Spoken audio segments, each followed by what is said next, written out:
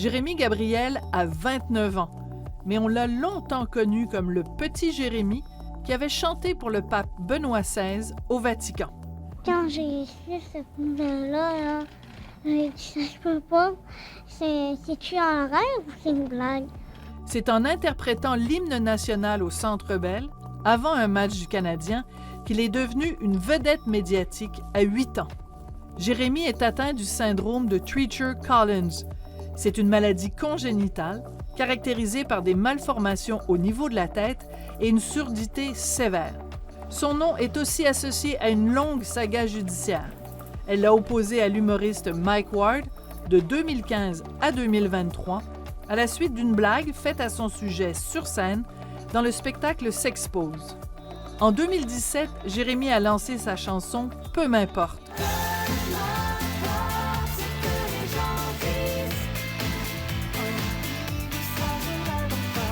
Aujourd'hui, dirait-il encore, peu m'importe ce que les gens disent, c'est pour le savoir que je voulais lui parler dans le blanc des yeux. Jérémy Gabriel, bonjour. Bonjour. Alors, est-ce que tu dis encore aujourd'hui, peu importe ce que les gens disent, ou après avoir vécu tellement longtemps dans l'œil du public, l'opinion des gens qui nous écoutent est encore importante pour toi? L'opinion de tout le monde est importante, moi, je crois. J'écoute, j'ai reçu tellement de messages de support, de soutien, des messages un peu plus négatifs aussi, mais je pense qu'aujourd'hui, c'est sûr que je suis un petit peu plus effacée. Mais oui, je pense que j'accorde encore de l'importance, malgré la chanson, j'accorde quand même de l'importance à ce que les gens vont penser, à ma réputation. Mais en même temps, je me dis, est-ce que c'est si important que ça? Je suis toujours dans cette espèce de un contrepoids. Ouais. Ouais, est-ce que c'est important ou non? Aujourd'hui, ça a un peu moins d'importance qu'autrefois. Puis, mais je dirais que, somme toute, c'est comme tout le monde. Comme tout le monde. Oui. Par contre, t'as pas une vie comme tout le monde. Là, tu l'as dit, ça fait à peu près 3 ans là, que tu es moins dans l'œil du public depuis que tu as décidé de retirer ta poursuite en diffamation contre Mike Ward. On va évidemment parler de Mike Ward plus tard dans l'émission, c'est sûr. Mais les gens peut-être se demandent aujourd'hui, en écoutant Dans le blanc des yeux, pourquoi Jérémy Gabriel est là? Pourquoi tu voulais aujourd'hui venir me parler? Qu'est-ce que tu as comme message à passer aujourd'hui? Bien, aujourd'hui, en 2026, j'ai 29 ans, je vais avoir 30 ans à la fin de l'année. Ça fait également 20 ans que j'ai chanté pour le pape. Donc, ça amène automatiquement à faire une rétrospective. Comme un bilan? Tu fais un bilan de ta vie? Un bilan. Ma vie n'est pas terminée. Ma vie publique non plus, d'ailleurs, elle n'est pas entièrement terminée. Mais oui, une espèce de rétrospective où j'analyse qu'est-ce qui s'est passé, puis je peux revenir peut-être avec le recul, peut-être expliquer des choses ou donner un petit peu de nuance à certaines perspectives, certaines opinions ou la façon dont les gens me voyaient. Il y a eu beaucoup de désinformation à mon sujet, beaucoup de préjugés.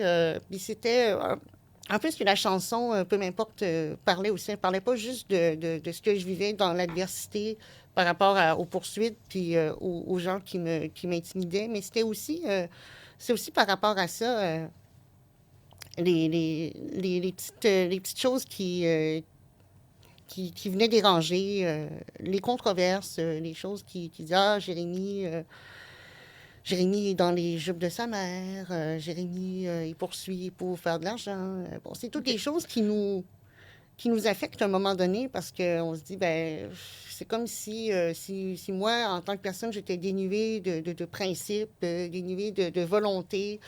Puis ça, à un moment donné, ça vient qu'avec le recul, c'est peut-être plus facile d'en parler puis de l'aborder quand on est moins dans l'œil du public, quand on n'est pas toujours... on se dit pas toujours, il va y avoir quelque chose qui va sortir la semaine prochaine, un jugement ou un projet où on fait de la promo. Quand tu n'es pas dans l'œil de la tempête, oui. Ça te permet d'avoir un recul. Donc, tu viens de faire 2 affirmations qui ont été longtemps véhiculées à ton sujet. On va revenir sur la première. Tu as dit, il y a beaucoup de gens qui pensent que j'étais dans les jupes de ma mère. Ouais. C'était pas vrai? Non. Ben, enfant, j'étais j'ai toujours aimé ma mère, je l'aime encore. C'est une des personnes les plus importantes de ma vie. C'est d'ailleurs mon premier modèle. C'est sûr que c'est émotif pour moi parce que ma mère, c'était la première personne qui m'a eu dans ses bras puis qui a dit, bon, ben, mon fils, qui se fait dire, bon, mon fils, il a un handicap, devait l'accepter. C'était pas toujours facile. Ma mère, en plus, avant même d'arriver, ma mère s'est fait laisser enceinte par mon père biologique, qui l'a abandonnée comme ça à 3 ou 4 mois de grossesse. Elle se demandait comment elle allait y arriver avant même d'accoucher. Puis quand elle a accouché, ben, elle accouche d'un bébé qui est pas pareil, qui est différent, qui est sourd, ils finissent par le dire, qui a un syndrome. Puis ma mère, elle évolue avec un bébé, puis elle se demande, puis elle évolue aussi avec le regard des autres, qui disent, ah, ben, est-ce que votre fils est intelligent? Parce que automatiquement, quand on est différent physiquement, c'est ce que pas beaucoup de gens savent, mais quand on est différent, il y a beaucoup de personnes qu'on va rencontrer qui vont assumer qu'on n'est pas intelligent, qu'on est presque demeuré. Et ça m'arrive encore aujourd'hui. Encore aujourd'hui, à 29 ans, il y a des gens qui pensent que tu as un trouble, mettons, de santé mentale Oui. ou que tu es une déficience intellectuelle. déficience Ce qui n'est intellectuelle, évidemment pas le cas parce que tu es un brillant étudiant à l'université. Là, c'est pas du tout ça, là. Mais c'est le monde dans lequel on vit. Oui. Puis ma mère a été la première personne à réaliser ça. Puis ça a été tellement dur pour elle. Ça a été tellement un gros choc, non seulement de passer à travers l'abandon de mon père biologique, de passer à travers les diagnostics, parce que enfant, je suis née avec le syndrome de Treacher-Collins. C'est des malformations au niveau facial qui ont causé la surdité, mais aussi un paquet d'autres problèmes qui ont demandé un paquet de chirurgies, d'interventions. Tu as eu combien d'opérations en tout? Anesthésie générale, c'est 25 chirurgies au total. 25 chirurgies. Ouais. Donc, on imagine pour une mère monoparentale de vivre avec tout ça, c'est difficile. Ça, je le comprends parfaitement. Par contre, quand de 0 à 6 ans, tu n'entends pas, à partir de 6 ans, on te fait un implant qui te permet d'entendre ta voix. Bien, de m'entendre, oui, mais d'entendre aussi le monde qui nous entoure. Parce qu'à l'âge de 6 ans, je n'avais pas encore développé la parole complètement. Donc, ce qui alimentait aussi l'idée comme quoi, ben, il n'est peut-être pas intelligent, votre enfant. Ma mère a dû se battre contre ces préjugés-là aussi. Parce que ta mère, elle y croyait. Autrement dit, ce que je comprends de ce que tu me dis, c'est ta mère, elle croyait en toi. Oui. Ah, et ça, c'est important pour toi. Ben oui, parce que sans ma mère... puis ma mère, non seulement, elle croyait, mais elle avait une vision. Là, je veux dire, ma mère, elle avait 21 ans quand je suis née. Bon, vivre avec tous les diagnostics. Heureusement, elle a rencontré mon père qui m'a adoptée. Mon père est arrivé avant que je naisse, heureusement. Elle a été chanceuse. Puis quand ma mère, elle a décidé de pas aller, elle refusait des fois des conseils de spécialistes. Ma mère, elle avait une vision, puis une détermination. Honnêtement, s'il y avait quelqu'un si la détermination pouvait être incarnée humainement, elle porterait le nom de Sylvie Gabriel. Parce que ma mère, elle était sûre qu'il fallait que j'aie les meilleurs soins, les meilleurs services, la meilleure éducation. Elle s'est battue comme une lionne. Ah, à 100 %. Pour toi. Plus que 100 %. Donc, alors, je veux juste qu'on parle à 6 ans, donc tu as un implant, mais là, à 8 ans, tu vas chanter l'hymne national avant un match du Canadien. Et c'est vraiment là que ta carrière explose. Tu fais la une du Journal de Montréal. Tu demandes à Sakou Koivu, de marquer un but. Il marque un but. C'est comme un conte de fées, un petit peu. Est-ce que tu es conscient que... Puis je m'en vais sur un terrain délicat, Jérémy. Est-ce que tu es conscient qu'une partie de la fascination que les gens avaient pour toi, il y avait un peu de pitié? Je fais attention en utilisant ce mot-là parce que c'est un mot qui est peut-être pas facile à recevoir, mais il faut dire les choses comme elles sont. Il y a des gens qui étaient fascinés par Jérémy Gabriel parce qu'ils disaient « Oh, mon doux, il fait donc pitié ». Est-ce que Est-ce que ça, tu le reçois comment, cette information-là? Ben, c'est une réalité. C'est vrai qu'il y a beaucoup de gens qui avaient cette perspective-là de dire, ah ben, ce petit garçon-là, il est sourd, il est malade, on va l'encourager. Peut-être que oui, c'est une réalité. Par contre, je pense que dans ma vie, même dans les pires moments, j'ai jamais été, je pense pas avoir fait pitié. Ou Tu t'es avoir... pas apitoyé sur ton sort. Non, c'était pas le... En fait, c'est ça que je trouve dommage, c'est que les gens aient eu cette perception-là. Alors que le message, le message du petit Jérémie, puis ce qui est toujours mon message à moi, c'est le fait qu'on doit se surpasser. Puis on doit pas laisser notre condition actuelle déterminer ce qu'on va faire dans le futur. Tu es un battant, puis tu es un résilient. C'est ça le message. Oui. Il y a quelque temps, sur ton compte Instagram, tu as publié une longue rétrospective de ta vie. Et à un moment donné, tu dis quelque chose qui m'a beaucoup touchée. Tu parles de ta petite enfance. Tu dis la surmédiatisation, puis on va y revenir, la surmédiatisation de mon histoire. Derrière ça, il ne se cachait qu'un petit garçon qui voulait chanter et inspirer d'autres rejetés comme lui à se réaliser pleinement. Tu étais un reject quand tu étais petit. Oui, on dirait que ça me touche là, de ressortir des phrases parce que c'est ma phrase à moi. Puis là, je me la fais relancer en pleine face, puis oui. Mais je te la lance, je te cite. Non, hein. mais puis j'apprécie, c'est juste ça vient me toucher parce Qu'est-ce que... qui te touche dans ce que je viens de lire? Parce que oui, c'est très profond chez moi. Quand on vit avec le rejet, quand on vit avec la marginalisation, on cherche à être accepté. Puis, il y a une partie de nous qui nous dit, ah ben, tu ne changeras pas physiquement tant que ça, tu vas toujours être vu comme, presque l'handicapé de service qu'on prend pour des quotas des quotas de diversité. Puis, c'est triste parce qu'on voit, même enfant, on voit les choses venir. Puis, le petit Jérémie, puis moi, aujourd'hui, mon message, c'est celui de dire que il n'y a pas de limite, en fait. Il n'y en a pas, de limite. Il y avait des limites au moment où je suis née, où on disait, les spécialistes disaient à ma mère, votre enfant ne pourra pas parler oralement comme les autres. Ma mère, elle les a pas écoutés. Elle a dit, j'envoie mon enfant à une école qui n'avait même pas encore le permis pour l'approche oraliste pour les enfants sourds. On est allé de l'avant avec ça. Finalement, rapidement, après quelques années, après 2 ans, à peine, parce que j'ai commencé à parler vraiment, à faire des phrases complètes à l'âge de 6 ans. Après ça, à 8 ans, je chantais déjà l'hymne national au Centre Bell. Donc, il y a un gap de 2 ans entre les moments où j'ai commencé à chanter, à parler, et le moment où j'ai commencé à chanter.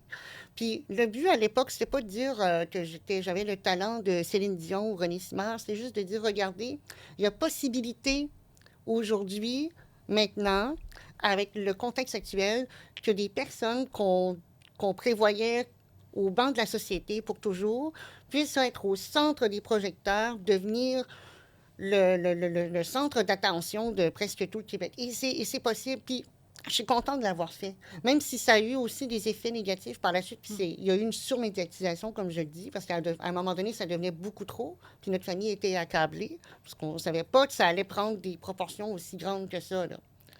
Mais toi, tu le savais pas. Mais c'est ça. Je reviens encore une fois sur le personnage de ta mère. Il y a des gens qui disaient, ben, pourquoi elle le met de l'avant de cette façon-là, sachant qu'elle t'exposait aussi à la critique. C'est-à-dire que c'est une belle histoire. Un petit garçon de 6 ans qui n'est pas capable de parler, 2 ans plus tard, il est en train de chanter avant le Canadien. Mais autrement dit, est-ce que ta mère t'a suffisamment protégé, Jérémie? Ma mère m'a suffisamment protégée, oui. Elle a fait... Est-ce que c'était suffisant? C'est ça le problème. C'est que non. Finalement, c'était pas suffisant. Puis à un moment donné, j'ai pas besoin, je n'avais plus besoin de sa protection. J'étais capable de me protéger tout seul. Quand il y a eu les procès, Je faisais les entrevues tout seul. Il n'y avait pas personne qui me donnait de réponse. C'était moi qui répondais franchement. J'étais briefée tout le temps par la commission qui me donnait les fondements juridiques de ce qui se passait. Mais autrement dit, ma mère a fait le...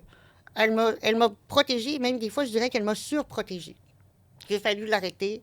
Il a fallu lui dire de se tasser. À quel âge tu lui as dit ça? À l'adolescence. Il a fallu... Ça a pris du temps, puis c'était très dur pour elle parce que j'étais son petit bébé qui... Puis elle, c'était comme aussi une forme de réussite parce que là, elle me dit souvent de devoir chanter à la télévision, de devoir chanter sur une scène, de devoir chanter en spectacle. C'était comme un cadeau pour moi parce que je me disais, bon, ben, finalement, il y a un futur, mon enfant. Donc, c'est sûr que c'est une ligne qui est difficile à trancher parce que autant on se dit, ah, ben, tout le monde doit s'exposer, tout le monde doit avoir la chance de pouvoir faire ce qu'il veut, mais évidemment, il y a toujours on vit dans une société libre où, évidemment, il y a la critique. Et la critique, elle, ben, il faut apprendre à l'accepter. Est-ce qu'on l'a toujours accepté? Est-ce qu'on a toujours été, je dirais, insensible à la critique? Non, on a eu de la peine. Il n'y a pas juste eu Mike Ward. Il y a eu d'autres humoristes avant qui ont parlé de moi, d'autres chroniqueurs qui ont dit en masse de choses. Puis c'est Qu'est-ce sûr, qu'ils ont dit, les chroniqueurs et les autres humoristes? ben, à peu près la même chose. Un petit garçon il chante pas très bien. Pourquoi il est là? En fait, qui se demandait pourquoi Jérémy est là. Puis, Donc, ils remettaient en cause ton existence même. ben, je pense, au Québec, je pense, puis pas juste au Québec, je pense qu'on a de la difficulté à voir des gens qui sont différents s'exposer parce qu'on se dit, ah, ben là, tu deviens une bête de cirque. Puis là, les gens sont inconfortables parce qu'ils pensent que c'est ça. Puis évidemment, il y a les critiques, puis il y a les rires, il y a le mépris. Ça, c'est là.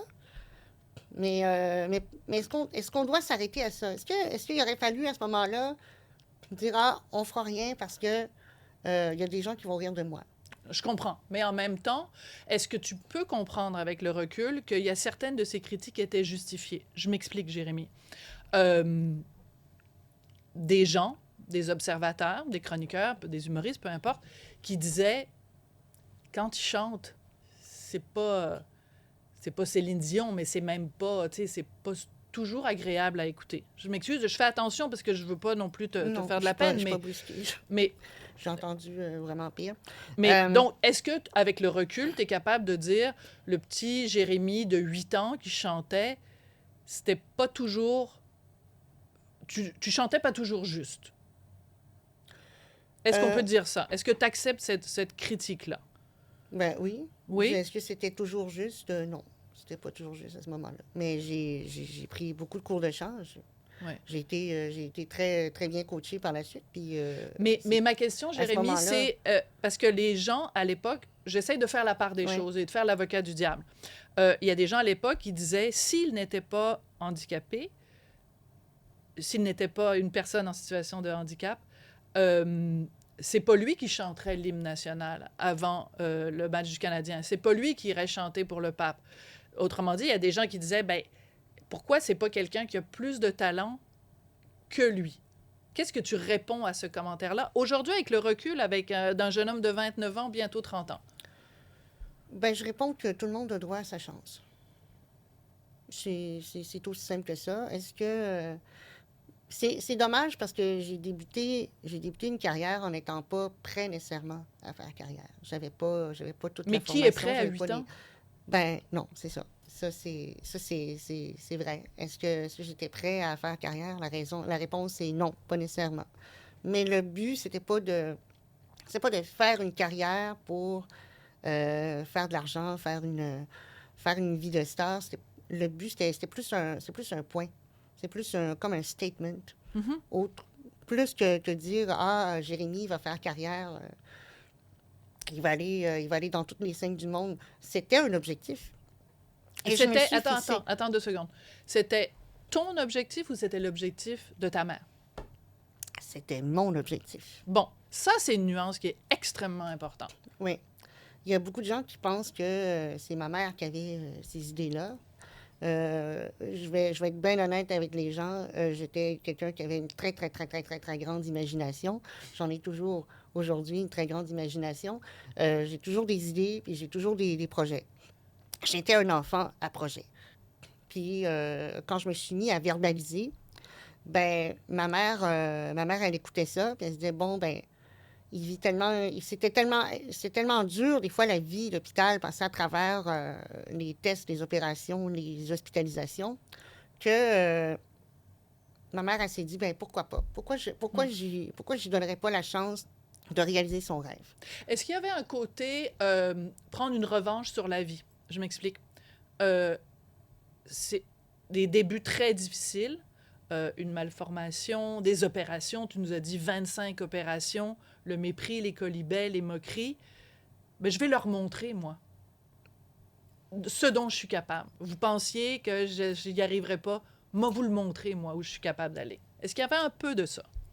Ah ben oui, ça, il y a toujours l'objectif de faire mieux, d'être au top, hein, ça, Mais de c'est toujours... prouver quelque chose aux mais gens. de prouver, oui, de prouver de prouver qu'on était capable. Ça, c'était sûr. C'était dans l'air chez nous. Il fallait que... Ma mère m'a toujours dit, ben Jérémy, c'est pas au monde à s'adapter à toi, c'est à toi à s'adapter au monde. C'est comme ça que j'ai été élevée. C'est comme ça que j'ai évolué aussi. Donc, aujourd'hui, je parle pas le langage des signes. J'ai quelques mesures d'accommodement, des fois, à l'école, parce que j'y ai droit, puis tout le monde a droit à des mesures d'accommodement, mais sur le fond, je suis capable comme un autre. Puis, j'étais capable de chanter. Est-ce que j'étais le meilleur? Non, je n'étais pas le meilleur. Est-ce que c'est dommage parce que est-ce qu'il aurait fallu peut-être me donner plus de temps, plus de cours, avant de commencer à s'exposer? Peut-être. Ça, c'est peut-être le reproche, c'est que je me dis, ah, ben, on a tout de suite vu le besoin de faire un point, puis on s'est dit, ah, ben, je vais lui donner l'opportunité de. Ma mère voyait l'opportunité de réaliser mes rêves, mais peut-être que c'était un petit peu trop tôt. Mais ce qui est intéressant, c'est que, puis c'est pour ça que c'est important que tu sois là aujourd'hui, c'est que j'ai l'impression que pendant toute ta vie, les gens ont parlé pour toi. Les médias ont parlé pour toi. Ta mère a beaucoup parlé pour toi. Mike Ward a parlé pour toi. Les avocats, les juges, tout le monde a parlé pour toi. Puis aujourd'hui, c'est pour ça, c'est ta version à toi que je veux entendre. Et justement, cette surmédiatisation-là, quand je faisais la recherche pour préparer l'entrevue avec toi, j'étais fascinée. Moi, j'avais oublié ça. La une du magazine La Semaine, des numéros spéciaux dans les magazines. À un moment donné, tu t'en vas à Paris. Tu es invité à l'émission Vivement Dimanche. Tu es aux côtés de Céline Dion.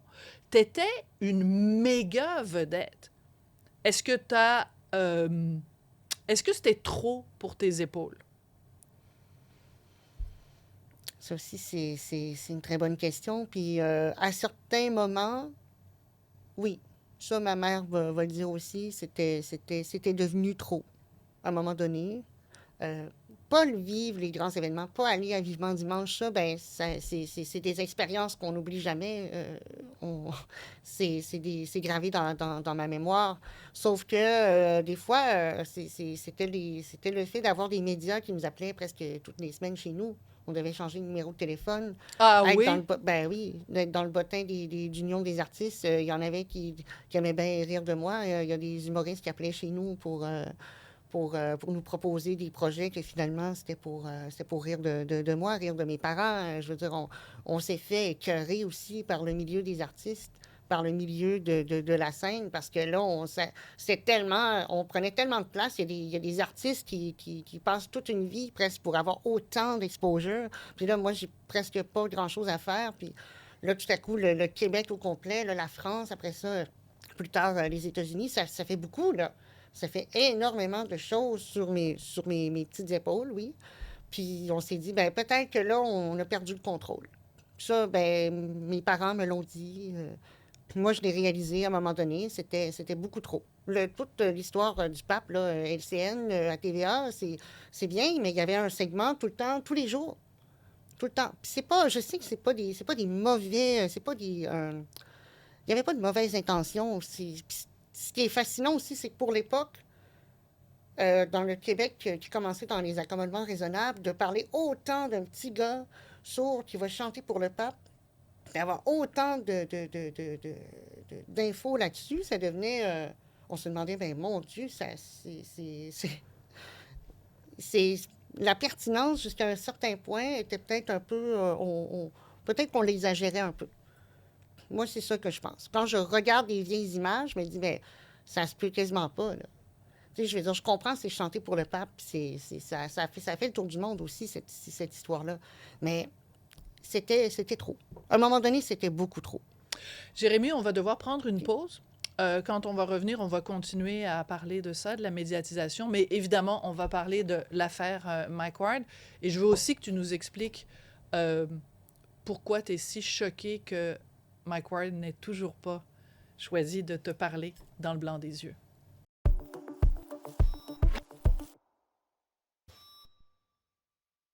Ces démarches-là, premièrement, visent à rétablir justice, mais aussi parce que ça se veut un appel pour aider d'autres personnes qui sont dans la même situation que moi, qui vivent de la discrimination, peu importe leur milieu.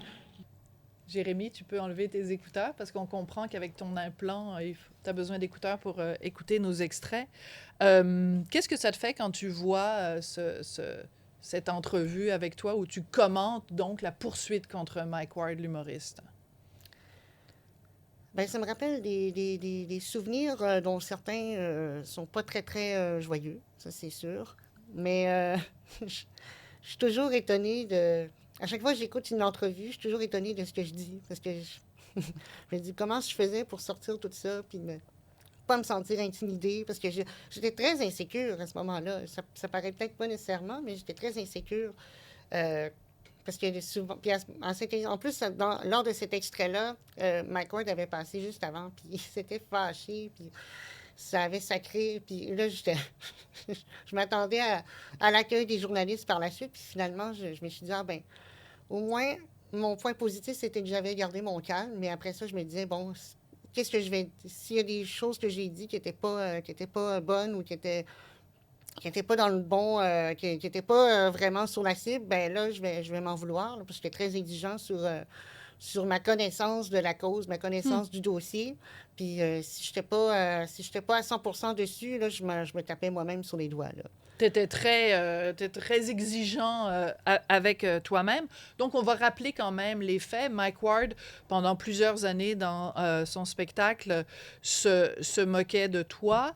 En fait, faisait même allusion à ta mort, faisait allusion aussi à ta mère qui t'aurait exploité pour de l'argent. Je ne veux pas rappeler tous les propos, là, je pense que tout le monde les avait entendus. Donc, c'est une poursuite de la Commission des droits de la personne. En 2016, il est condamné à te payer 35 000 7 000 à ta mère. Après, il y a eu un appel.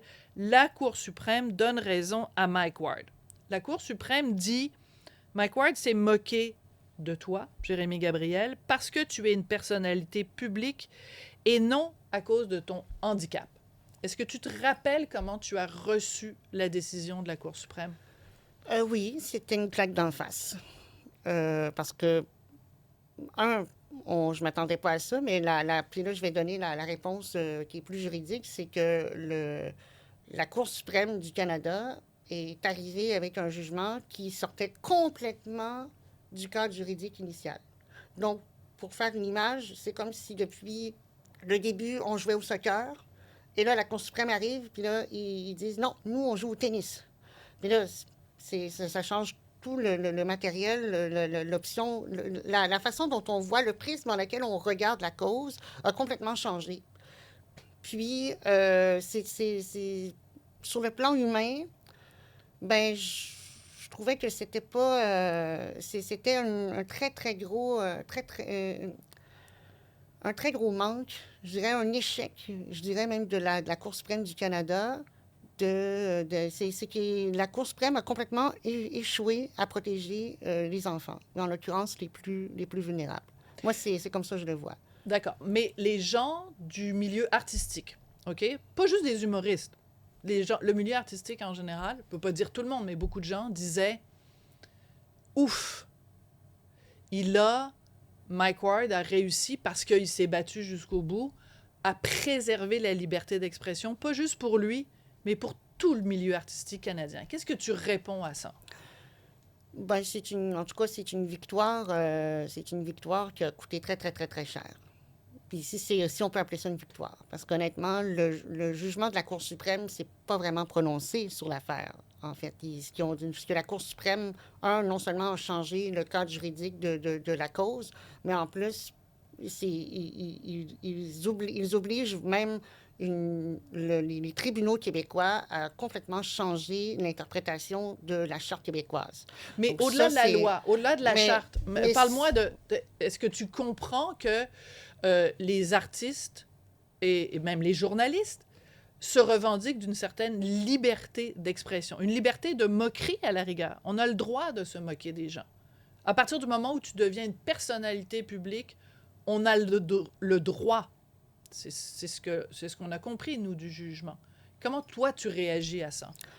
Ben, j'ai toujours trouvé que le point était important. Et j'ai jamais été contre la liberté d'expression. Je trouvais très injuste qu'on me fasse incarner comme le soldat en croisade contre le principe de liberté d'expression. J'ai jamais, jamais, jamais eu cette revendication-là. J'ai jamais pensé ça. Je comprends évidemment aussi que la cause en question, ce qu'elle obligeait, c'est qu'elle obligeait à penser que, bon, ben s'il y a un tribunal qui condamne un humoriste, ben là, ça veut dire que les tribunaux ont le droit de venir dire qu'est-ce que quelqu'un peut dire ou pas dire. Absolument. Mais le fond de l'affaire était plus que juste une question de est-ce qu'on a le droit de dire ou pas dire. Quand on a le droit à la liberté d'expression, on a aussi une grande responsabilité face à nos propos. Puis ça, c'est ce que j'ai toujours défendu, c'est que plus on a une large audience, plus on doit assumer ce qu'on dit et les effets de ce qu'on dit. On a souvent ramené au contexte que la blague était dite dans un... C'est pour bien du monde, la plupart des gens, ce n'est qu'une blague, mais pour le contexte du show d'humour, OK, oui, c'est une blague, mais dans mon contexte à moi, puis ça, on l'a vraiment évacué. Ce que la Cour a évacué, c'est mon contexte à moi, c'est celui que moi, je ne peux pas vivre sans me faire ramener toujours à ça. Je veux dire, quand le contexte, quand j'ai commencé l'école, moi, j'étais en 2010, quand le show a commencé, j'étais en secondaire 1. Secondaire 1, j'avais fait tout mon primaire dans une école spécialisée pour enfants sourds. J'avais jamais été intégrée. C'était ma première intégration dans le milieu de l'éducation, dans une école Régulière? régulière qui n'était pas pour les sourds. J'étais déjà différent. J'avais déjà un vécu complètement différent. J'étais connue déjà. Mais là, en plus de tout ça, là, il y a un humoriste qui fait le tour du Québec pendant des années. Et là, il dit que ma maladie, c'est d'être pas beau, puis que ma mère, elle m'a exploité, puis qu'il aurait fallu que je meure, puis c'est donc bien drôle que je meure. Puis là, il y a toutes les autres capsules aussi qu'il a fait sur Internet, avec des jokes de pédophiles qui étaient vraiment dégueulasses, là. Puis ça circule partout, puis moi, je commence le secondaire. Puis on veut dire à la société que là, tout ça, c'est correct. Parce que c'est la liberté d'expression, il faut qu'un enfant subisse l'enfer. Moi, on m'a nié complètement le droit de m'épanouir à l'école, d'être une personne complètement émancipée. On me l'a complètement nié, ce droit-là. Puis c'est ça que j'ai toujours trouvé dommage. Puis non seulement ça, mais en plus, il n'y a jamais eu de reconnaissance de Mike Ward que des effets de sa blague sur moi. Sur ma vie, je veux dire, puis je vais vivre, puis là, il y a moi aussi, mais il y a toute ma famille. Moi, ma famille, elle a complètement implosé là, avec cette histoire-là. Mes parents ont divorcé à cause de cette histoire-là. Mais j'ai perdu, j'étais en relation de couple à ce moment-là, j'ai perdu mon chum à ce moment-là. J'ai tellement perdu pour ça.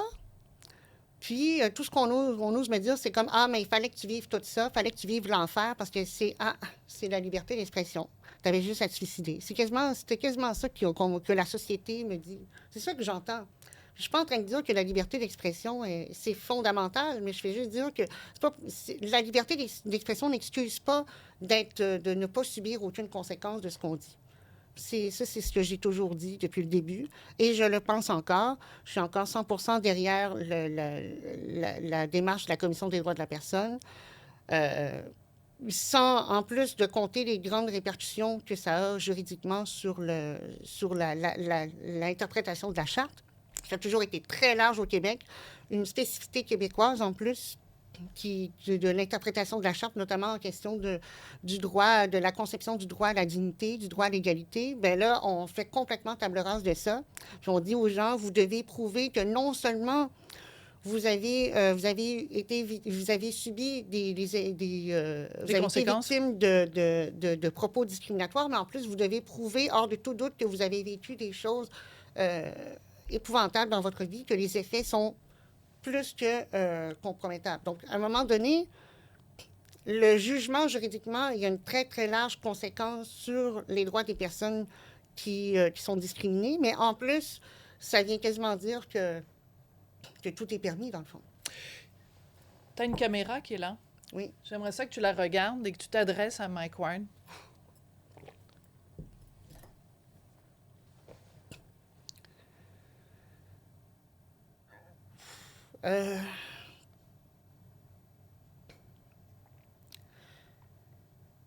Je comprends, Mike Ward, ton combat. Je comprends ce que tu as fait, puis je comprends tout ce que ça a impliqué pour toi, peut-être au niveau de tes émotions, au niveau de ton travail, parce que c'est ton travail qui était affecté. Mais j'aurais juste aimé avoir une fois une reconnaissance que c'était pas correct. Ou du moins une reconnaissance que les effets étaient là, puis il y aurait pu avoir un match revanche. Ça aurait pu tellement être d'autres choses qu'une poursuite. Puis c'est ça que les gens oublient, c'est que la Commission des droits de la personne, quand elle a envoyé à Mike Ward la plainte qu'on avait déposée, il n'y avait pas nécessairement une poursuite. Il proposait à Mike Ward d'avoir une rencontre en premier pour négocier quelque chose à l'amiable. Puis nous, on était ouverts à beaucoup d'autres choses que juste avoir une compensation financière. On va manquer de temps. Juste pour résumer, si Mike Ward, dès le départ, avait dit « Je m'excuse », est-ce que toi et ta mère, vous auriez été satisfaits ou vous auriez demandé qu'il retire les segments où il mentionnait... Non, j'aurais demandé de retirer le segment, ou du moins les parties les plus... Non, personne ne peut vivre avec les effets de ça. Personne. Je souhaite ça à personne d'autre. Je ne sais pas quelle année, mais je pense que tu avais 14 ou 15 ans. Tu t'es passé à un moment donné la corde au cou. Est-ce que c'était relié directement à Mike Ward ou c'était lié à l'intimidation que tu vivais à l'école? Ah, c'est lié à tout ça en même temps. Tout au complet. Est-ce que c'est la seule tentative que tu as faite? Oui. Est-ce que tu es content? Bien, je suis contente que je sois là encore aujourd'hui. Mais ce que je veux dire, c'est que le combat que tu as mené pendant toutes ces années-là, il a valu la peine? Cette saga judiciaire qui a duré 10 ans, elle a valu la peine? Ou si tu pouvais revenir en arrière, tu ferais les choses différemment? La seule chose que je ferais différemment, c'est que j'aurais demandé à ce qu'on contacte Mike Ward directement avant de déposer la plainte. Moi, c'est peut-être la seule chose. Puis, je suis toujours ouvert à le rencontrer. Hein. Moi, je suis vraiment gentil. Je suis pas méchant. Je suis pas quelqu'un d'extrêmement émotif non plus ou de surémotif. Ma mère, elle est un petit peu plus, donc c'est un petit peu plus difficile de discuter avec elle de ça. Mais je vais toujours être ouvert à le voir. Je vais toujours être ouvert à lui parler. On va prendre une pause. Puis quand on revient, ben, comme tous les invités, je t'ai demandé d'apporter un objet qui te représente, qui te définit. J'ai très hâte de savoir ce que c'est, Jérémie Gabriel.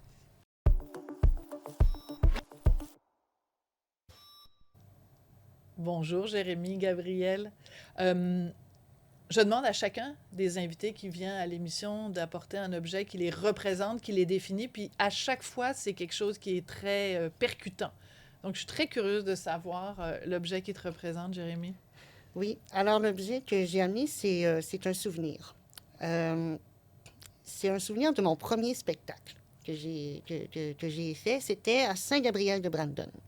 Et j'ai la date, c'est le 14 octobre 2006. Pourquoi j'ai choisi ça? Parce que, bon, les gens le T'as quel savent, âge en 2006? En 2006, j'ai 9 ans. D'accord. Donc, j'avais 9 ans à ce moment-là.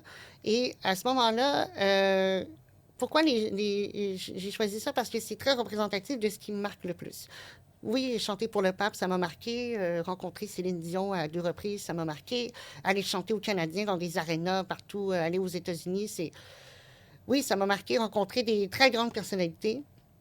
Mais ce qui me touche le plus toujours, c'est les petits spectacles. Les petits spectacles que je peux faire dans des églises, dans des salles communautaires, aller rencontrer le vrai monde. Puis après ça, rester, écouter ce que les gens ont à dire. Les gens ont toujours beaucoup de choses à me dire tout le temps.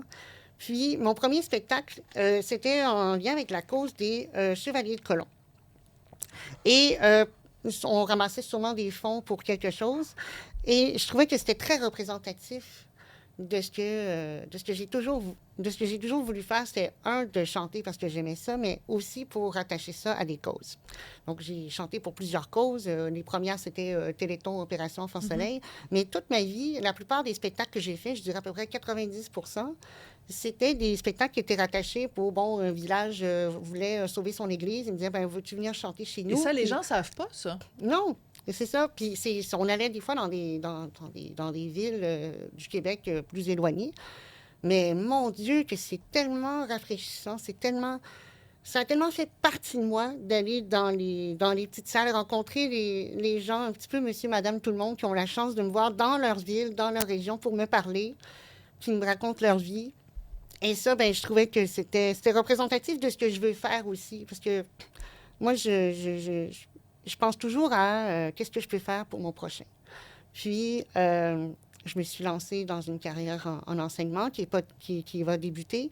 Puis, mon désir le plus profond aujourd'hui, c'est de rester le plus actif possible pour aider le plus de gens possible. Je crois que mon vécu, il peut servir à plein de jeunes. Je crois que je suis quelqu'un qui aime beaucoup me cultiver. Je suis passionnée d'histoire. Puis, je veux partager ça avec les autres jeunes. Je veux partager aussi le besoin de prendre la parole, puis cette importance-là. Je veux aussi partager l'importance de la prise de position citoyenne. Je veux partager l'histoire puis notre langue avec ceux qui viennent d'arriver. Là, j'étudie pour être enseignante d'histoire et de culture et citoyenneté québécoise. Mais après mon bac, j'aimerais faire des crédits pour devenir enseignant en francisation. Ah. Parce que j'aime beaucoup le français. Mais t'imagines ce que ça va représenter, toi qui es né sourd et qui n'a pas parlé avant l'âge de 6 ans, de dire, toi, tu vas apprendre à d'autres personnes à prendre la parole. On vient de boucler la boucle.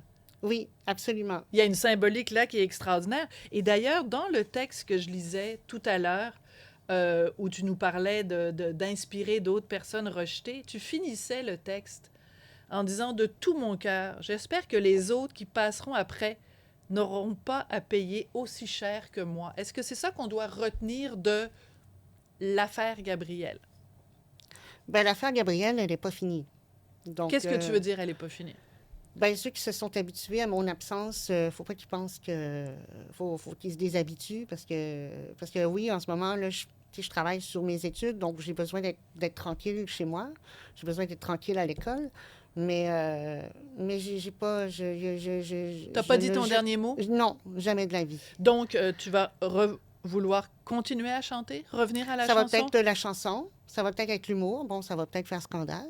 Ça va peut-être être autre chose. Je vais peut-être décider d'écrire des... Ben là, je vais écrire un livre aussi. Donc, je me lance... c'est à temps perdu.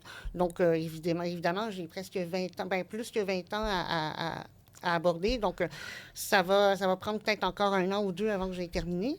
Mais attends oui. 2 secondes. Là, il faut que je t'arrête. Monsieur oui. Gabriel, je vous arrête tout de suite parce que là, tu viens d'évoquer la possibilité que tu fasses un spectacle d'humour. Donc, je veux juste qu'on explore ça. Il nous reste un tout petit peu de temps, là. Donc, théoriquement, on pourrait un jour aller prendre des billets pour aller voir un spectacle oui. de Jérémie Gabriel, humoriste. Est-ce que tu vas faire une blague sur Mike Ward? Peut-être 1, peut-être 2. Peut-être pas pantoute. Est-ce qu'elles vont être méchantes, les blagues? Non. Ça, c'est sûr que si un jour je fais de l'humour, je trouvais que ça m'allait bien parce que dans ma vie, j'aime beaucoup l'humour aussi. Je suis très comique, là. J'aime beaucoup le comique, j'aime beaucoup l'absurde. Puis, avec mon background peut-être en théâtre, euh, la prise de parole aussi, ça va m'aider. Mais si je fais des blagues, ça va être sur mon vécu. Ça va être sur la réalité de ce que c'est que d'avoir la surdité. Parce que, mon Dieu, qu'il m'est arrivé un paquet d'anecdotes, des fois malaisantes, des fois tellement ridicules que je pourrais faire rire pas mal de monde. Donc oui, c'est une possibilité. Est-ce que je vais faire bien attention parce que là, c'est sûr que je vais me faire détester. Mais en même temps, ce serait peut-être aussi représentatif de moi de faire quelque chose que personne ne s'attend. Aller faire un petit pied de nez au milieu de Au l'humour. milieu de l'humour, Ouais. parce que c'était le gala des Oliviers dimanche dernier. Mike Ward a gagné un Olivier meilleur vendeur.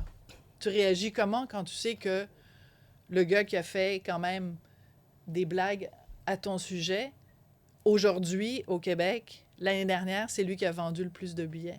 Ben, je suis très content pour lui. Sérieux? Je lui souhaite le meilleur, honnêtement. J'ai plus de douleur. En fait, j'en ai jamais eu de colère envers lui. J'avais juste de la colère envers ce qu'il disait, puis le fait qu'il reconnaissait pas les effets de ses blagues. C'est plus ça qui me dérangeait, mais je vais le réitérer, puis je pense que ça va être important pour lui, pour avoir le closure, Pour boucler la boucle. oui, boucler la boucle. Je pense que pour lui, comme pour moi, j'espère qu'un jour, ça va arriver. Jérémy, Gabriel, merci beaucoup. C'est quand même fascinant de voir quelqu'un qui a souffert de surdité qui dit qu'il a besoin d'être entendu. Je trouve que c'est un très beau témoignage que tu nous as livré aujourd'hui. Merci, puis bon courage avec la suite des choses, Jérémy. En 10 secondes, comment tu te vois, mettons, dans 10 ans, le Jérémy Gabriel, en 2036? Tu as 5 secondes. Je suis enseignant et je fais de la scène. Ah, parfait. C'est ici que vous l'aurez appris. Merci beaucoup, Jérémy.